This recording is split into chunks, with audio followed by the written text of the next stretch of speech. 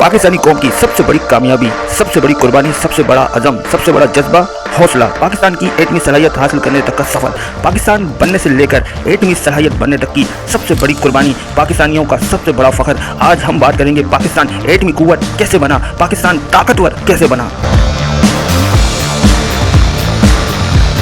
एक तरफ भारत रकबे, आबादी, फौजी ताकत और आलमी असर रसूख में पाकिस्तान से कई गुना बड़ा। 1971 की फतह ने भारत के तकब्बुर को आसमानों तक पहुंचा दिया था। उनके फौजी जर्नैल और सियासतदान खुलेआम पाकिस्तान को मजीद टुकड़े करने, उसकी फौज को मुस्तकिल तौर पर कमजोर करने और उसे भारत के जेर असर एक ताबेदार रियासत बनाने के ख्वाब देखते थे।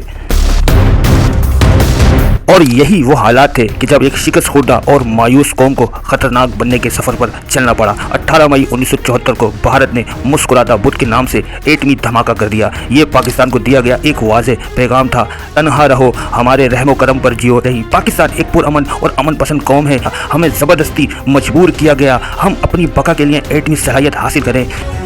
ये ऐलान तो कर दिया गया था, पाकिस्तानियों के दिल की तर्जुमानी हो गई थी, मगर एटम बम बनाना इतना आसान नहीं था। एटम बम बनाना आज भी एक मुश्किल तरीन काम है। 70 की दिहाई में ये नामुमकिनात में से था। पाकिस्तान एक गरीब मुल्क आलमी पाबंदियों में जकड़ा हुआ, तो फिर ये मुआवजा कैसे हुआ? ये मुआवजा गुमनाम हीरोज की कुर्बानियों, आलमी साजिशों को नाकाम बनाने और अनथक जिद्दोजहद का समर था। डॉक्टर अब्दुल कदीर खान ने कहा था कि मैं कौम से वादा करता हूँ कि हम आपको मायूस नहीं करेंगे, और उन्होंने अपना वादा पूरा किया।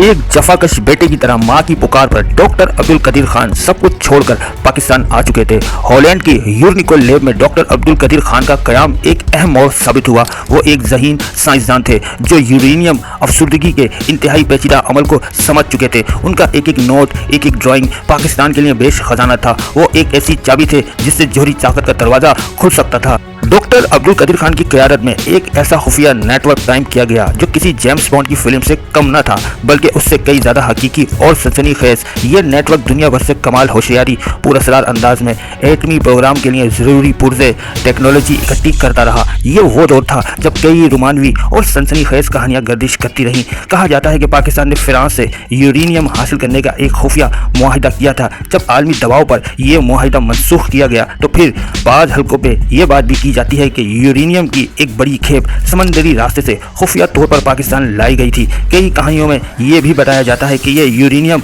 आम कंटेनर्स में छुपाकर रात की तारीकियों में तूफानी समंदरों को चीरते हुए पाकिस्तान पहुंचाया गया था। इन रास्तों में किन ममालिक ने पाकिस्तान की मदद की, कौन से खुफिया हाथ थे, ये आज भी एक राज है। मगर यह कहना गलत ना होगा कि पाकिस्तान ने बैनुल अक़वामी क़वानीन की आंखों में धूल झोंकने के लिए गैर रिवायती और खुफिया तरीके अपनाए। जब आलमी पाबंदियां बढ़ती गईं और पुर्जों की दरामद नामुमकिन हो गई तो पाकिस्तानी साइंसदानों ने अपनी बेमिसाल इंजीनियरिटी का मुजाहिरा किया। उन्होंने गैर मुल्क की मशीनरी की नकल तैयार की, मुकामी तौर पर ऐसे पुर्जे बनाए जो बैनुल अक़वामी मयार के थे। बहुत सी ऐसी चीज़ें जो पाकिस्तान के पास मौजूद ही नहीं थीं, वो नायाब और गैर रिवायती ज़राए से हासिल की गईं और पाकिस्तानी जहानत ने उन्हें अपनी ज़रूरत के मुताबिक ढाल लिया। एक बड़ा झटका तो ये था कि जब यूरेनियम की अफसुर्दगी का प्लांट बनाने का काम शुरू हुआ, उसके लिए ज़रूरी बहुत से पुर्जे और महारत पाकिस्तान के पास मौजूद ही नहीं थी। लेकिन ये पाकिस्तानी इंजीनियर्स की जहानत और हमारे फौजी कायदीन की दानिशमंदी और कौमी जज्बे का कमाल था कि उन्होंने नामुमकिन को मुमकिन बनाया और दुनिया को हैरान कर रख दिया। 1979 में इराक के ओसिराक रिएक्टर पर इसराइली फिजाई हमले ने दुनिया को हिलाकर रख दिया था। मोसाद और रॉ की नजरें कहूटा पर भी गड़ी हुई थी। 1982 में एक इंतहाई खतरनाक मंसूबा बनाया गया था जिसके तहत इसराइली F-16 तैयारों ने भारतीय फिजाई हदूद इस्तेमाल करते हुए पाकिस्तान के कहूटा रिसर्च सेंटर पर हमला करना था। पाकिस्तानी इंटेलिजेंस एजेंसियों ने इस मंसूबे की भांप पाली। पाकिस्तान ने फौरी तौर पर अपने दिफाई निज़ाम को अलर्ट कर दिया और आलमी डिप्लोमेटिक चैनल से इसराइल को सख्त तनबीह की। कहा जाता है कि चीन और अमेरिका ने भी इसराइल को रोका क्योंकि ऐसे हमले के खत्ते पर इंतहाई संगीन नताइज हो सकते थे। इस वाक़ये ने यह साबित किया कि पाकिस्तान को अपने जोहरी प्रोग्राम को न सिर्फ बनाना था बल्कि उसे हर कीमत पर बचाना भी था। अमरीकी सैटेलाइट्स मुसलसल कहूटा पर नजर रखे हुए थे। पाकिस्तान ने एक चाल ये चली, कहूटा की डमी तंजीबात तैयार की गई जो बाहर से मुकम्मल तौर पर फ़ाल लेब्स की तरह नजर आती थी। CIA की नज़रों में कहूटा एक फ़ाल जोहरी मरकज़ रहा, जबकि असल काम पहाड़ों के अंदर खुफिया मकामात पर जारी था। ये एक नफ्सियाती जंग थी जहां हकीकत को छुपाकर दुश्मन को गुमराह किया जा रहा था। जोहरी हथियार के साथ साथ एक और दौड़ शुरू हो चुकी थी, मिसाइलों की दौड़। भारत एक के बाद एक मिसाइल का तजुर्बा कर रहा था। उसकी रेंज बढ़ती जा रही थी और हर नया मिसाइल पाकिस्तान के लिए एक नया खतरा बनकर उभर रहा था। भारत ने 300 किलोमीटर रेंज का पृथ्वी मिसाइल तैयार किया तो पाकिस्तान ने भी शब्बीर और गौरी के साथ जवाबी इकदाम किया।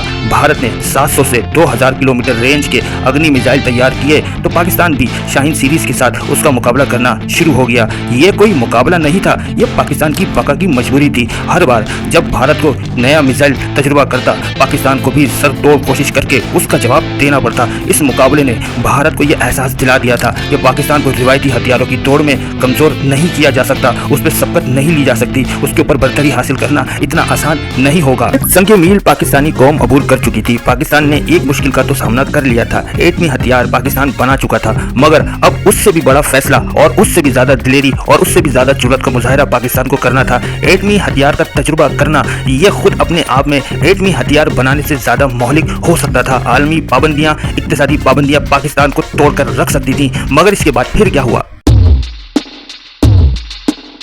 अखंड भारत की दावेदार बीजेपी की हुकूमत उस वक्त हिंदुस्तान में मौजूद थी।